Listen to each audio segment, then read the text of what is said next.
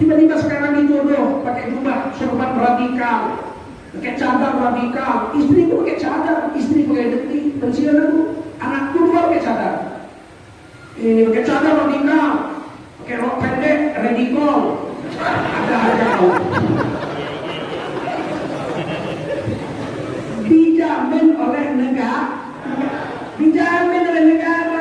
menjalankan agama 100%.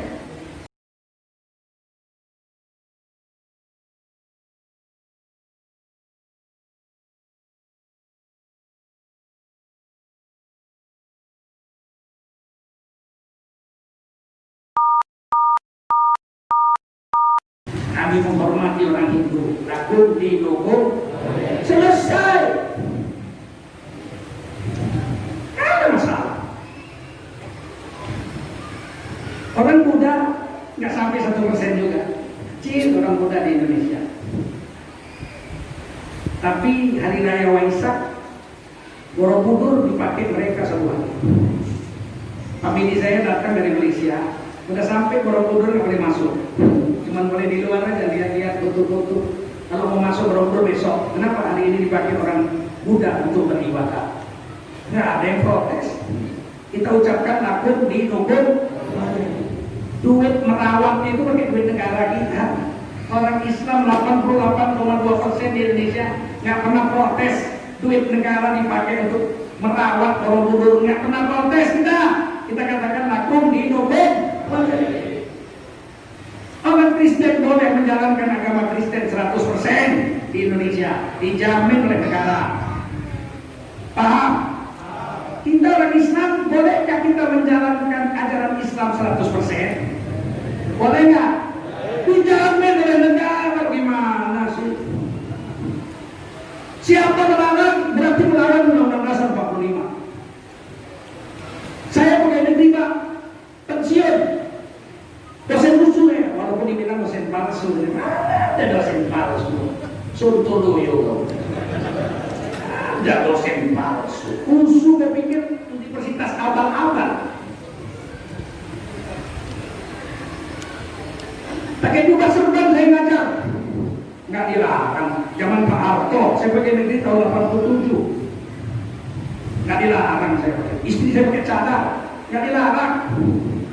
Saya ke istana negara jumpa presiden begini baju saya, nggak dilarang. Pak Habibie, Gus Dur apalagi loh, Gus Dur saya pakai begini.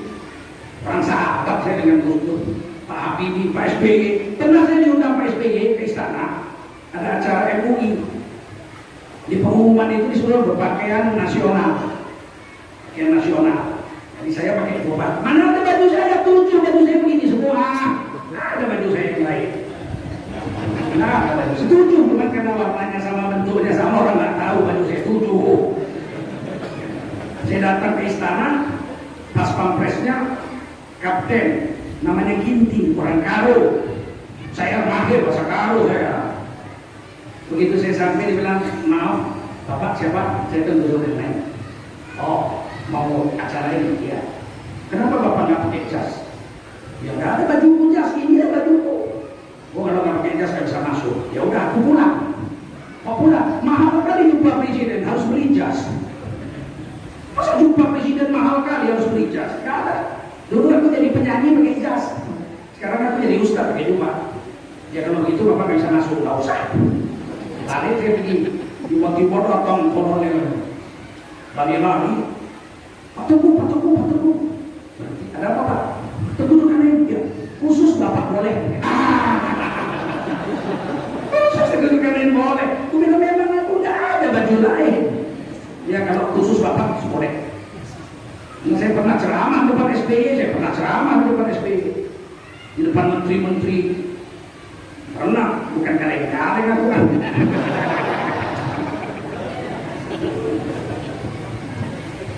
Jumpa lagi sama Kapten Ginting. Dia bilang, Eki, lari jas dulu, lari. Dia dengan cahaya orang ini, komandan katakan banci. Kalau kata komandan bisa lah. Aku kan kapten, dia kolonel. Kena paten dong. Penuh kan cakap karo. Bisa kau bahasa karo? Ih, baca bener kamu bahasa karo. Aku pernah bilangnya udah sendiri. Udah masuk. Nggak ada masalah. Tiba-tiba sekarang dituduh pakai jubah serban radikal, pakai cadar radikal. Istriku pakai cadar, istri pakai negeri, pensiun aku, anakku dua pakai cadar. Ini pakai cadar radikal, pakai rok pendek radikal. Ada aja kau. Dijamin oleh negara, dijamin oleh negara menjalankan agama 100%. Cadar kan nggak wajib Pak. Iyalah, sebagian ulama, Imam Suyuti, Imam Ibnu Hajar, Imam Nawawi Al-Bantani, Imam Sayyid Abi Bakri Syaikhah, Imam Ibnu Katsir, Imam Qurtubi mengatakan pakai cadar wajib dalam mazhab Syafi'i. Imam Nawawi Ad-Dimashqi mengatakan tidak wajib pakai cadar, sunat pakai cadar, nampak wajah cukup. Ada perbedaan pendapat, betul, tapi yang mengatakan berdosa pakai cadar tidak ada. Paham? Jangan ejek perempuan pakai cadar, dia bilang Batman, ninja. Dia mengamalkan Quran surah Al-Ahzab ayat 59. Yang nampak wajahnya dengan tapak tangannya kerudung, itu dia mengamalkan surah An-Nur ayat 31. Dua-duanya dari Quran, silakan pilih. Paham? Negara wajib melindungi.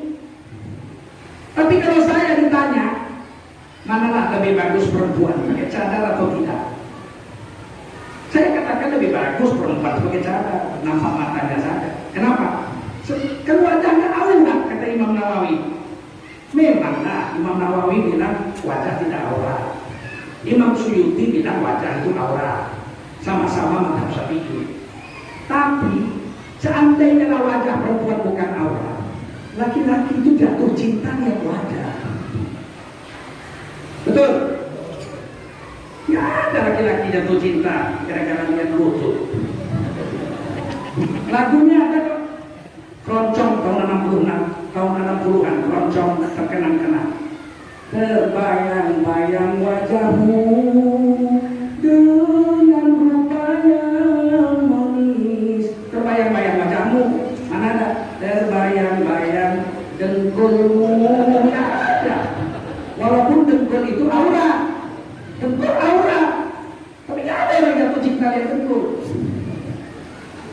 Walaupun wajah misalnya lah bukan aurat, tapi wanita kecantikan itu di wajah. Peribahasa Indonesia memuji perempuan, semua memuji wajah. Wajahnya bagaikan bulan purnama. Matanya, mata di mana? Di kaki apa di wajah? Di kaki ada juga, namanya mata kaki. Matanya bagaikan bintang kejora. Bibirnya bagaikan limau seulas. Ini mesti limau samar. Kalau limau Bali nanti kita terbola.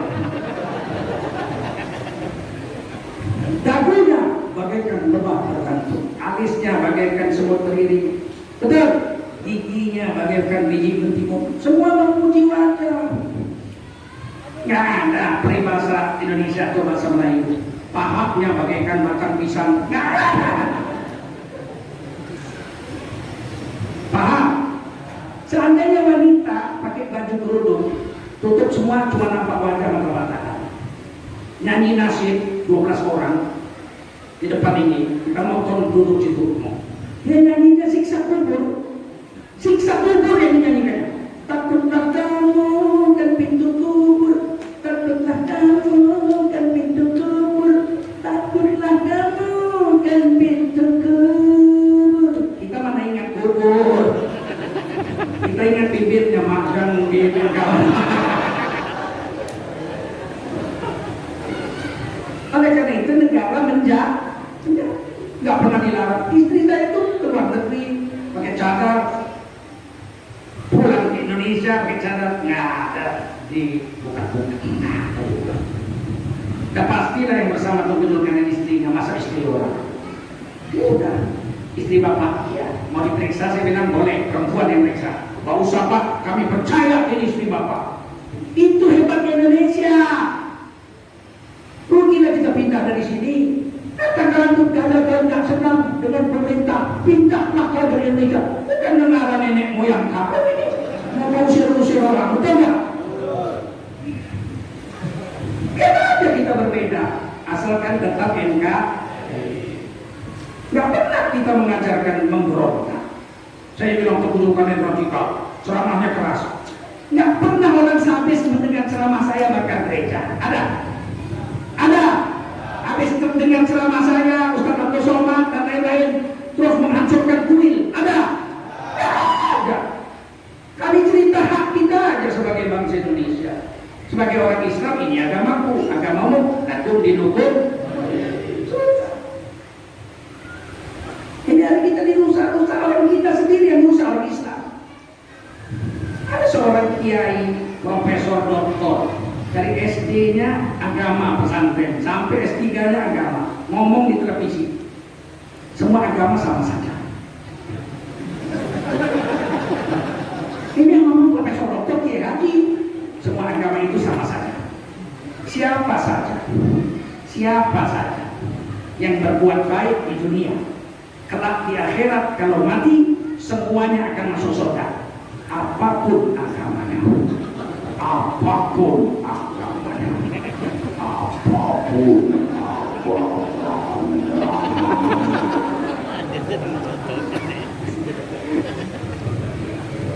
enggaklah mesti begitu kita di Indonesia ini. Kita di Indonesia takut dihukum. Kalau saya ditanya, Pak Polisi tanya, tengkulukan apa? Menurut saudara tengkulukan agama apa yang paling betul? Dengan tegas saya jawab, menurut saya tengkulukan agama yang paling betul di dunia ini adalah agama saya, agama Islam. Tiba-tiba ditunjuknya muka saya. Anda telah menghina agama saya. Kapan Anda bilang yang paling betul agama Islam? Menurut saya begitu. Berarti agama saya yang saya anut agama Kristen tidak betul. Agamamu Kristen? Ya, jangan kau tanya sama aku. Kau tanya sama pendeta kau. Paham? Kita hari ini mau disempit-sempit. Tak boleh bilang agamanya mau paling baik. Terus agama siapa yang paling baik?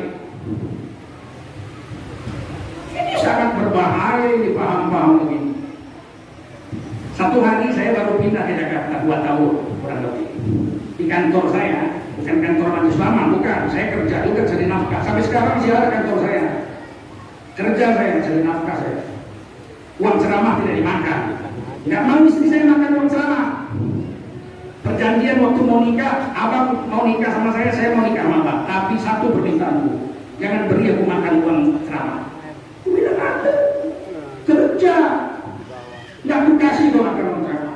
Baru kami kawin. Kan asik itu. Ini kadang-kadang istri Ustaz amplop dia yang ambil. Bulan ceramah bang, mana amplop?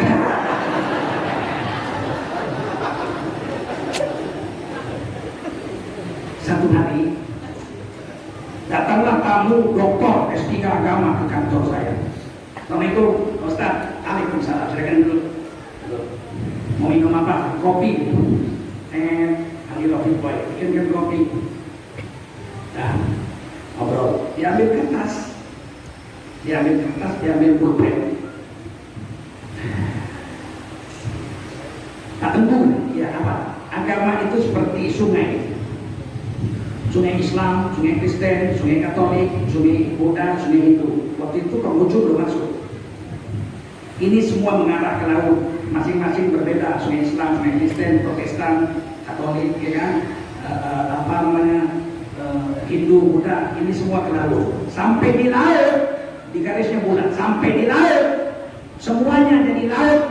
Nggak ada lagi agama Kristen, Hindu, Buddha, sungai-sungai itu nggak ada. Semuanya laut. Lebur jadi satu. Berubah mutakhir. Maksud apa? Maksud saya ini, di dunia ini Pak, ada agama Islam, ada Kristen, Katolik, Buddha, Hindu. Ini beda-beda Pak. Nanti kalau sudah mati semuanya sama Pak. Hamba Allah semuanya masuk surga.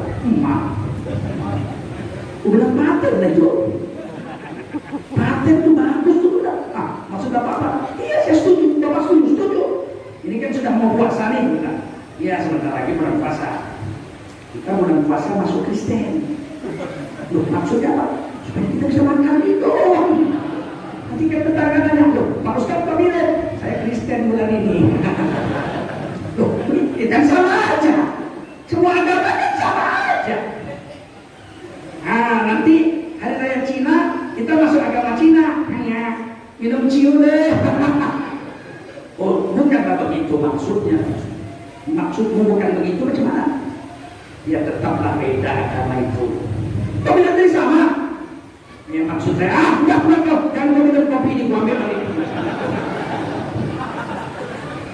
Datang ke kantor kita mau bikin kita sesat tuh.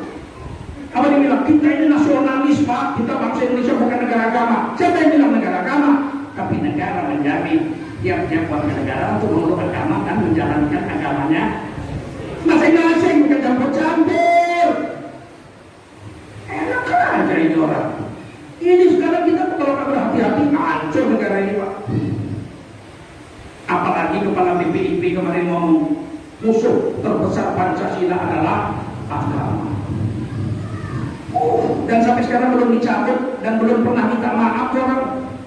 Diberhentikan juga enggak. Kepak anggota KPAI Komisi Pelindungan Anak salah bicara. Laki-laki perempuan kalau mandi di kolam renang sama-sama bisa hamil, dipecat. Omongan kakak beres, masa mandi di kolam renang bisa hamil, dipecat. Tapi mengatakan Pancasila musuh besarnya adalah agama, nggak dipecat sampai sekarang. Kan bahaya ucapan. Kalau betul Pancasila dengan agama musuh besar, kita harus pilih dong. Salah satu, betul nggak? Pilih agama buat Pancasila, bahaya dong. Pilih Pancasila buat agama, bahaya dong. Padahal selama ini Pancasila dengan agama nggak pernah bertentangan. Karena 5 sila Pancasila semuanya diambil dari Al-Qur'an. Qul huwallahu ahad. Tilawat nama. Kemanusiaan yang adil dan beradab. 3 bahasa Arab. Manusia bahasa Arab, adil bahasa Arab, adab bahasa Arab. Persatuan Indonesia karena nas ummatan wahidah. Sila keempat kemanusiaan kerakyatan, rakyat bahasa Arab yang dipimpin oleh khidmat bahasa Arab dalam musyawarah bahasa Arab, perwakilan wakil bahasa Arab. Wasyawirhum fil amr, hendaklah kamu bermusyawarah dalam setiap urusan. Yang kelima keadilan sosial, adil. Setiap khutbah Jumat dibaca, innallaha ya'muru bil adli wal ihsan. Tidak pernah orang Islam menentang Pancasila. Menentang Pancasila murtad. Karena menentang Pancasila berarti menentang Al-Qur'an. Ketuhanannya siapa? Kita tentang. Menentang Qur'an, menentang wa ilahu ilahu. Wah, mana mungkin orang Islam menentang itu? Saya tidak terima itu dibilang begitu. Sampai sini paham? Kalau paham tutup baca. Saya berbahagia sekali. Saya ini kalau ngomong keras begini bukan marah, berarti saya serius. Orang Medan kan kalau ngomong serius macam berantem. Cinta aja bersama kamu. Orang lain tak boleh cekek leher ke bawah. Itu bukan marah, itu serius, paham? Abang kok marah-marah sama aku? Abang cinta aja bersama kamu. Orang lain tak takut cekek leher nanti. Itu bukan marah, itu seri. Kalau orang Medan ditanya bang, ya cinta bang sama aku. Kayaknya sih cinta. Dusir perempuan itu kita langsung palsu cintamu. Itu beda. Jangan ditukar-tukar gaya kami orang Medan ceramah.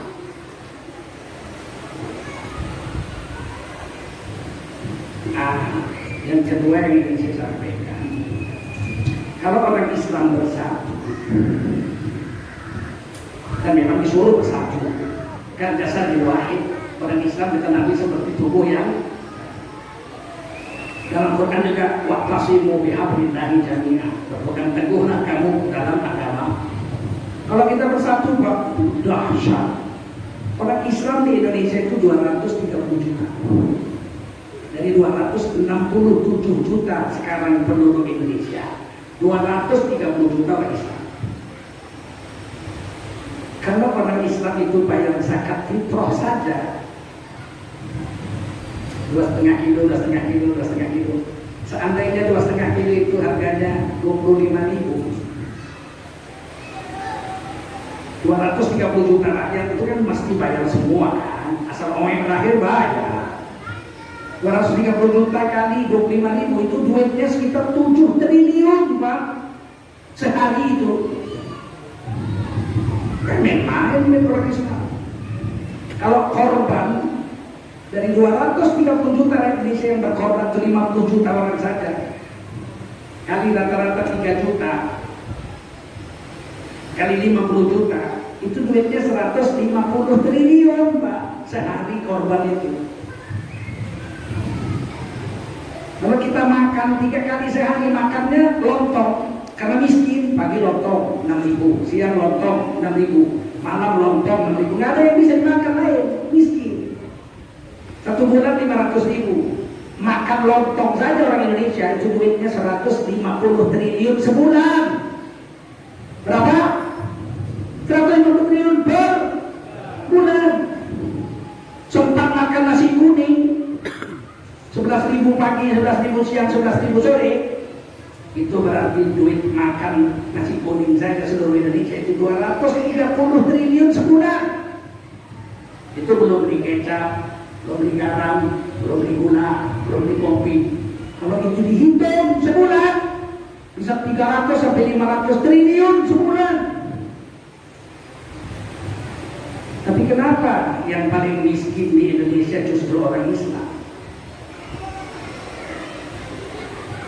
Karena kita salah belanja.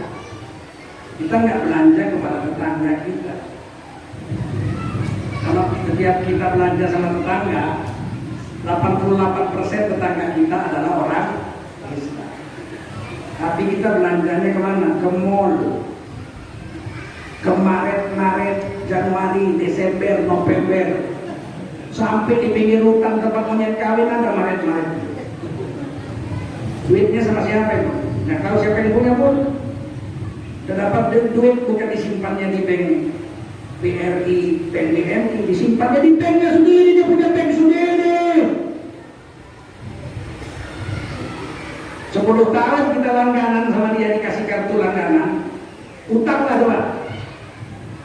Utang laku telur 2 butir hari ini ya. Boleh apa nggak? Kalau sama tetangga boleh nggak utang? Kalau sama tetangga kalau utang, kalau belanja ke mall. Kalau sama tetangga utang boleh.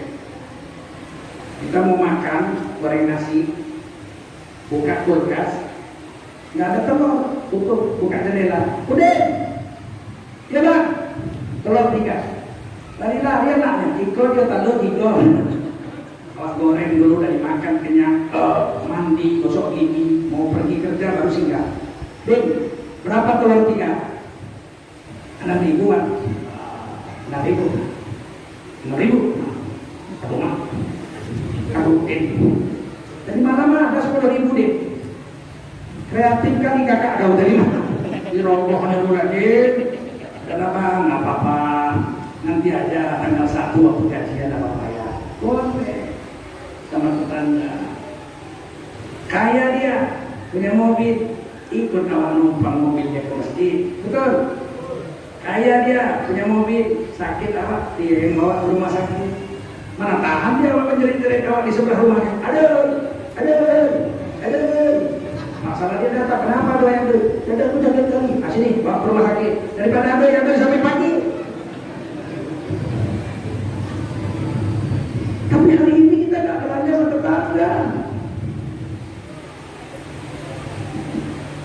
Ada orang macam mana mau belanja sama warung tetangga Pak Ustaz? Mereng warung. Karena yang belanja 3 orang. Coba dalam 1 minggu 3.000 yang belanja, 2 hari itu urus warung. Betul? Betul? Kalau nggak ada di warung tetangga, di kedai tetangga tak ada, pergilah ke pasar milik pemerintah daerah. Pemda punya. Pasar Bawah, Pasar Cipuan, pasar apa lagi? Pasar Nangor, apa lah?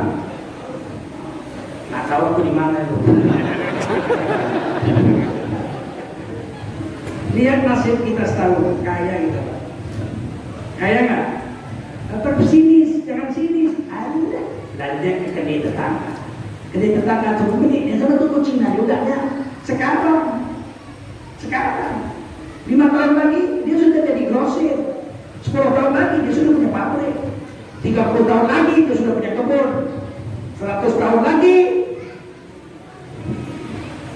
orang terkaya yang bukan baru itu. Tapi hari ini kita nggak amalkan ini. Siap besok belanja ke warung tetangga? Siap? Hak kita pakai itu. Ini negara ada yang salah di negeri ini. Kita yang salah kita rakyat. Saya ke Jepang, keliling Jepang 2 kali saya keliling Jepang. Di sana ada konglomerat, duitnya triliunan, yang punya pabrik Suzuki, pabrik Daihatsu, pabrik Toyota, itu duitnya triliunan. Tapi dapat dipastikan konglomerat di Jepang adalah orang Jepang asli. Betul? Saya sudah ke Korea. Di Korea ada orang kaya triliunan duitnya, yang punya PT Samsung, yang punya LG, yang punya Hyundai. Kaya Pak. Tapi dapat dipastikan konglomerat di Korea asli orang Korea. Saya sudah ke Cina. Ibu saya orang Cina. Nggak kan lihat mataku sipit. Saya tengku bapak saya. Ibu saya Cina dari Bagan Cepiapi. Markas saya Ibu saya Cina satu-satunya Islam. Paman saya, bibi saya, buat saya, kakek, nenek moyang saya dari pihak ibu Cina semua. Tidak ada Islam. Ibu saya sendiri ada Islam. Saya pulang ke Cina tahun 2005, keliling seluruh Cina. Di sana sekarang ada konglomerat, salah satunya Jack Ma. Tapi pasti orang Cina yang kaya di Cina adalah orang. Tidak mungkin orang keliling kaya di Cina, tidak mungkin. Saya sudah ke India, tiap tahun saya ke India. Di sana ada konglomerat yang punya perusahaan film Bollywood, yang punya mobil Tata. Dulu kan gambar ini dari sana. Itu kaya-kaya, tapi pasti orang kaya raya di India adalah orang ini. Saya sudah ke Eropa. Di Jerman ada orang kaya yang punya pabrik Mercy, pasti orang Jerman. Udah ke Amerika, keliling Amerika, dan kaleng-kaleng 36 negara udah kupijaan. Kan pikir persoalan Jombang ini cuma Tanjung Priok, Bekasi aja. Kalau orang Medan bilang sudah berserak-serak kencingku di mana-mana. Makanya jengkel kali ya kalau ceramah mau diusir, tidak nasionalis. Banyak kali cerita. Ditanyanya pula apa yang telah kau buat untuk bangsa. Jadi guru aku 30 tahun lebih. Kau jadi apa? Kan begitu. Tak cukup pun gaji jadi guru juga aku. Aku pertahankan sampai pensiun. Karena cintanya dengan negeri. Saya sudah ke Kanada, sudah ke Australia. Orang kaya di sana semua penduduk sana. Yang aneh itu Indonesia. Orang Jawa di Pulau Jawa 120 juta. Tapi yang kaya di Jawa bukan Begimin, bukan Wakijan, bukan Bejo. Siapa? Hanya, lu orang tidak tahu. Di Pekanbaru ini orang kaya, harusnya orang Pinang sama orang Melayu 90% lebih ya nggak? Tapi siapa orang paling kaya Pekanbaru? Hanya, lu orang tidak tahu. Berarti ada yang salah di negeri ini. Ada yang salah. Saya tidak menyalahkan presiden. Kita yang salah. Belanja aja kita nggak mau sama tetangga. Betul? Cuma tetangga kita mau kaya. Siap mulai besok. Terbit matahari, tukar belanja. Siap? Ibu-ibu, ini ibu-ibu yang paling parah nih. Di kecap aja 50.000 ke mall. Kalian bawa bapak, nggak usah ke mall. Mau menengok pusat perempuan yang lain ke sana. Nggak usah. Bangkrut lah mall, Pak. Ya lah bangkrut. Besok kita beli, ya nggak? Ya yang kerja di sana gimana? Ya kerja dia sama orang Islam. Karena orang Islam sudah kaya. Apa sih susahnya?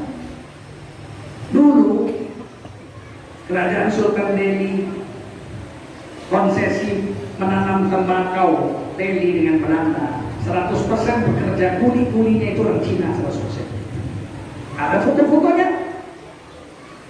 Nggak ada orang Melayu jadi kuli, semua diangkat jadi pejabat-pejabat. Kemudian kulinya kurang, diambil dari Jawa, ditransmigrasikan ke Sumatera, sehingga sampai sekarang di Sumatera Utara itu 60% orang Jawa penduduk Sumatera Utara.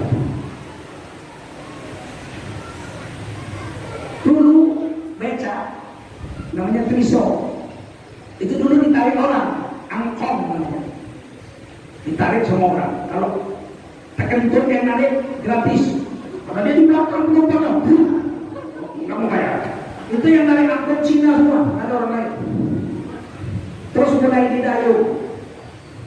Seluruh dunia menyebutnya triso, roda 3. Di Indonesia namanya beca. Beca itu bahasa Cina. Asing, termenung asing. Asing. Kenapa kamu termenung? Becia lah, belum makan. Becia belum makan. Becia belum makan. Dulu penarik beca di Medan, di mana-mana Cina.